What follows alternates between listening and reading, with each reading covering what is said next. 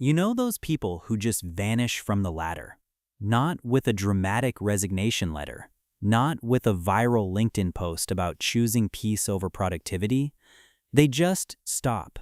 One day they're networking, optimizing their profiles, angling for the next title, and then they're gone, living somewhere smaller, driving something older, working fewer hours. And somehow they seem weirdly okay with it. Stay with me, because what I'm about to tell you will completely change how you see ambition, success, and the financial decisions hiding underneath both. Here's the thing most people miss. This isn't a story about burnout. It's not a story about giving up.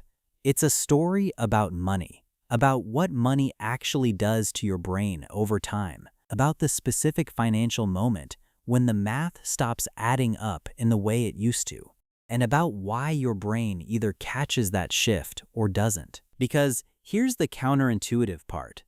The people who quietly exit the rat race aren't less driven. They're running a completely different financial calculation, one that most people never even learn to do. If this is hitting home for you, subscribe. There's a lot more to unpack. Let's start where it always starts, with why most people stay in the race. And I want to be precise about this because it matters. Your brain has a system called the mesolimbic pathway. It's your reward circuit, and it lights up in a very specific way when your salary goes up, when you get promoted, when someone with power validates your work.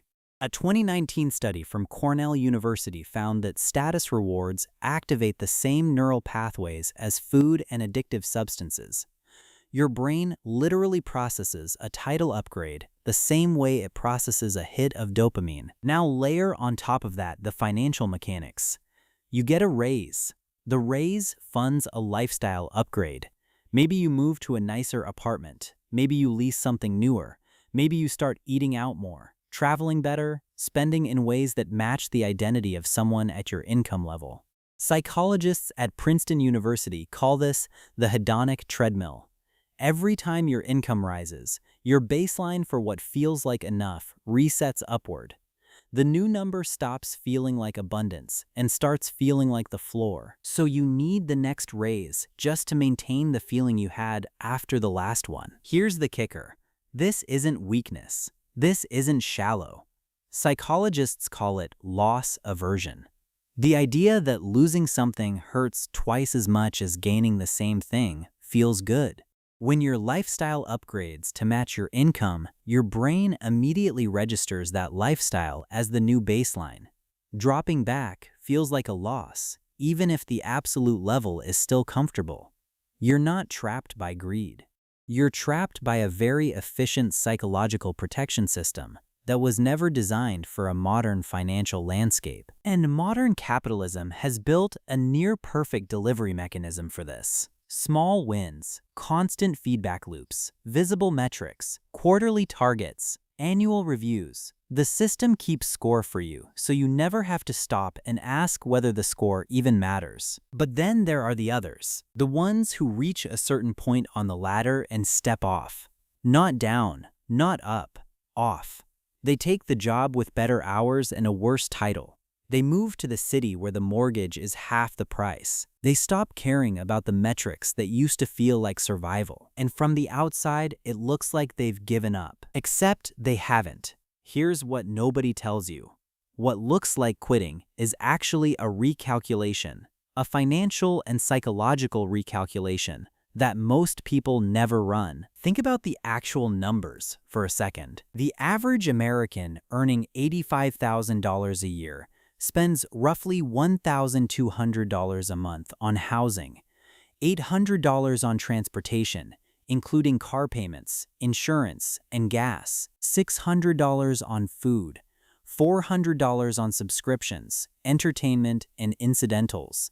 That's before taxes, before healthcare, before any debt service. And if there's a mortgage, student loans, or a car lease involved, you're often left with a few $100s of actual discretionary income after all of it. You're earning $85,000 and you have the financial freedom of someone earning $30,000. Now here's the calculation, the quiet exitors run. What if I took a job paying $55,000, but moved somewhere my rent dropped from $1,800 to $800? What if I drove a paid-off car instead of leasing something that signals my income? What if the lifestyle downgrade in appearance actually represented an upgrade in financial breathing room? That's not settling, that's arbitrage. Financial arbitrage on your own life. And here's where it gets really interesting. A 2021 study from the London School of Economics tracked people who voluntarily downshifted their careers. What they found was striking. These individuals showed different patterns of activation in the prefrontal cortex when evaluating trade-offs between money and time. When most people's brains see more money, the reward centers fire hard. But for the quiet exitors, that activation was muted, not absent, muted. Like their brains had recalibrated what registers as a reward. And that recalibration often starts with a specific financial realization. For some people, it starts with the retirement math. You're 40, earning good money, and someone finally sits you down with a calculator. Your 401k balance is $180,000.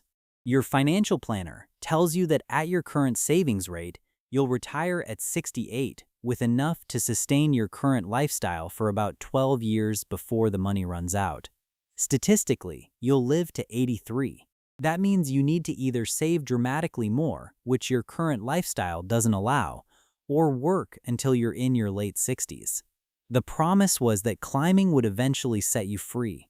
The math says it won't, not at this rate. Not with this cost structure. For others, it starts with the health cost. Dr. Christina Maslach's research at UC Berkeley on occupational burnout shows that chronic workplace stress literally reshapes your brain's threat detection systems. After enough years of high-pressure performance, your amygdala, that ancient alarm system, starts treating your email inbox like a physical threat. The stress response that was designed for short-term danger runs continuously. Cortisol levels stay elevated. Sleep quality drops. Cardiovascular risk increases. Researchers at Harvard Medical School have found that chronic work stress correlates with a 40% higher risk of heart disease. The financial cost of that health deterioration in medical bills, in lost years, in diminished quality of life, doesn't show up in your salary, but it's real, and the quiet exitors have often done that math. For others still, it's watching someone they love approach the end. You're sitting in a hospital room. Your father or your mother is lying in a bed, and they're not talking about their LinkedIn connections or their title or the deals they closed.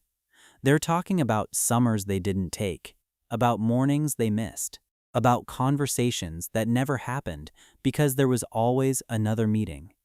Psychologists call this end-of-life perspective shift. It's the moment when temporal discounting, your brain's tendency to heavily devalue the future in favor of the present, suddenly reverses.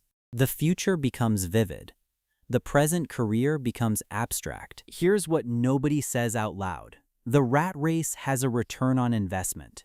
And for a specific subset of people, at a specific moment, that ROI turns negative. Now, before the comment section runs with this, I'm not saying climbing is wrong. I'm not saying ambition is a trap. I'm saying that the financial and psychological costs of staying in the race are real, measurable, and almost never calculated. We calculate income.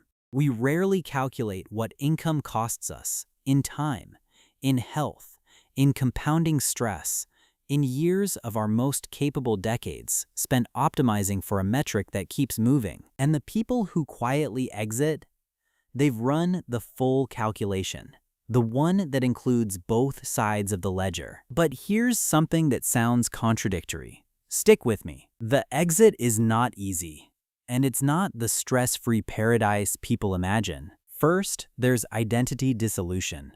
Your job title has been your answer to the question, what do you do, for years, maybe decades. A 2018 study from the University of Michigan found that career identity is so deeply embedded in the brain that losing it triggers the same neural patterns as grief.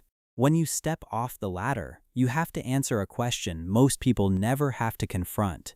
Who am I if I'm not climbing? That's not a small question. That's an existential one.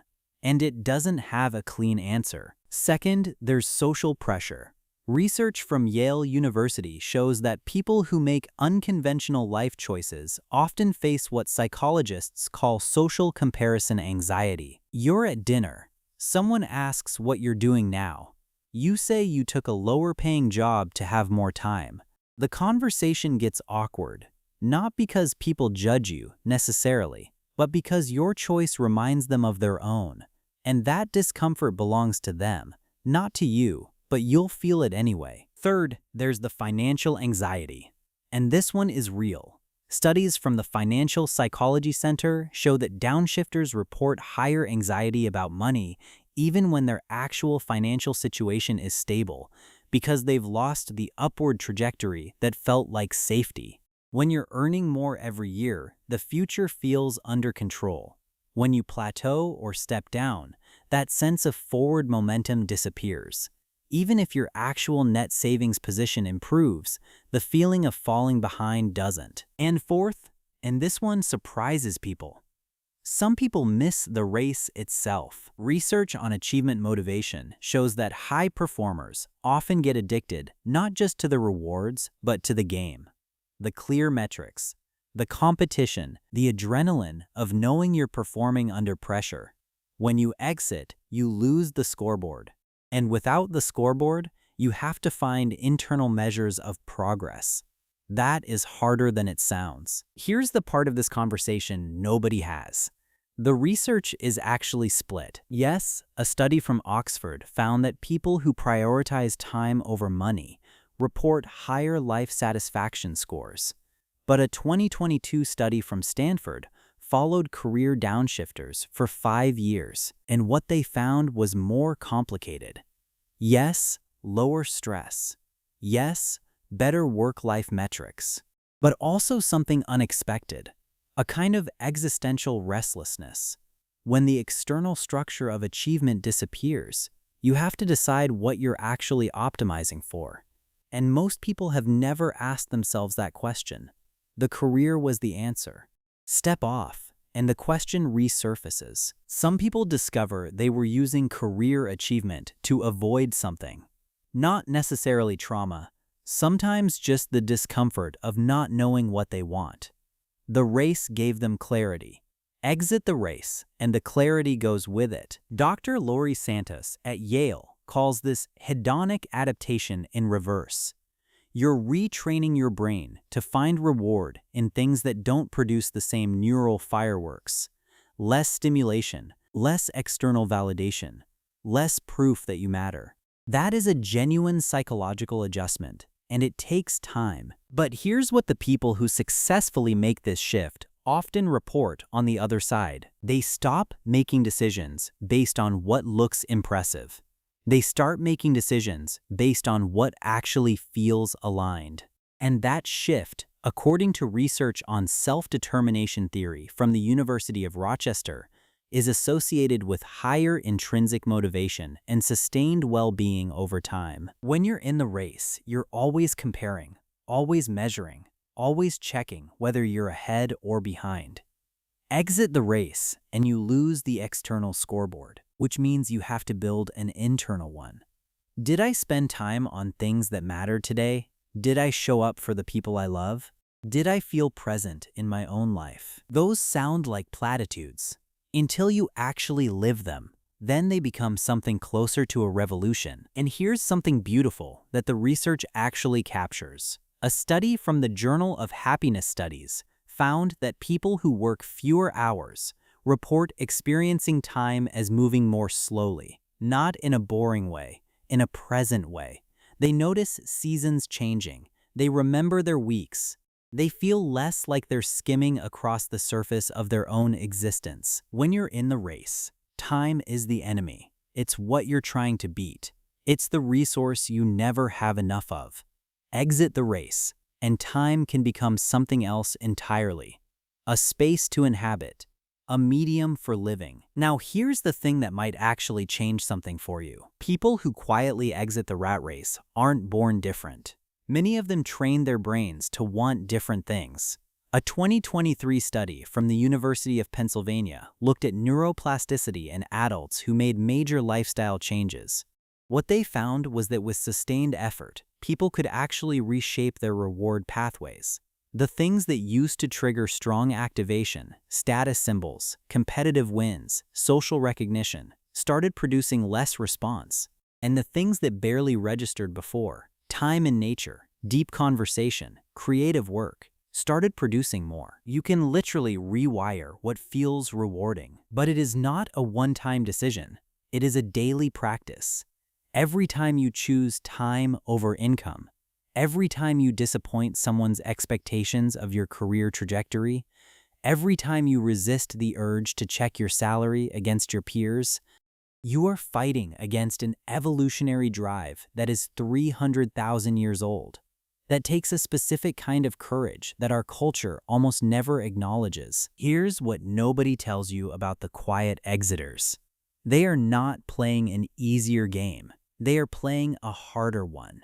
The race has clear rules, clear metrics, clear ways to know if you're winning, but the life after the race, that's ambiguous. That's uncertain.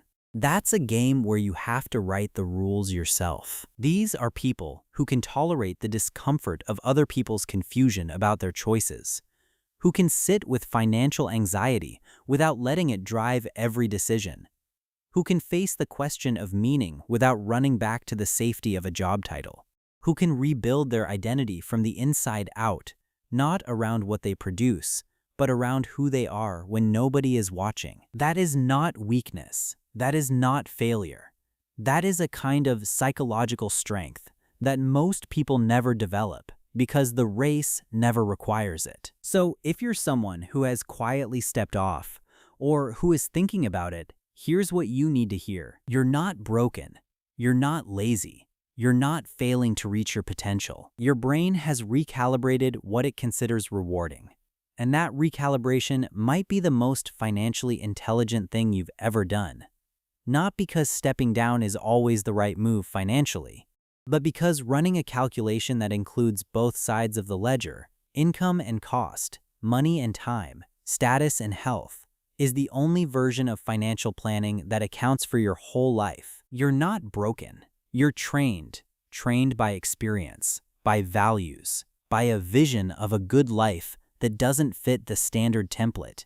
And that training is worth something, even when it's quiet, even when it's lonely, even when no one at the dinner party quite understands what you're optimizing for. The people still in the race aren't wrong. They're following valid drives toward security and status and forward momentum. But you're following something else, a drive toward autonomy, toward presence, toward a life that actually belongs to you. Both are legitimate. Neither is superior. They're different optimization strategies for different values. And if you're struggling with it right now, if the financial anxiety is real, if the identity questions are loud, that doesn't mean you made the wrong choice. It means you're human. You're navigating a path that doesn't have a roadmap. And that's supposed to feel hard, but you are not alone in it. There is a whole quiet community of people who have made the same calculation, who understand the trade-offs, who know exactly what it costs to step off, and who have decided that what they gain in time, in presence, in financial clarity, in peace, is worth what they lose in metrics. That's not just psychology. That's a form of financial courage most people never get to practice. The ladder will always be there. The scoreboard will always exist. And some part of you might always wonder whether you should climb back on.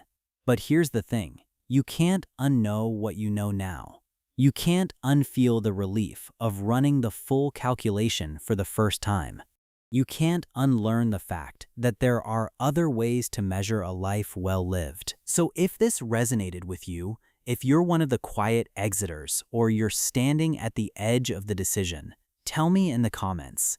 Are you still in the race, stepping off, or already on the other side?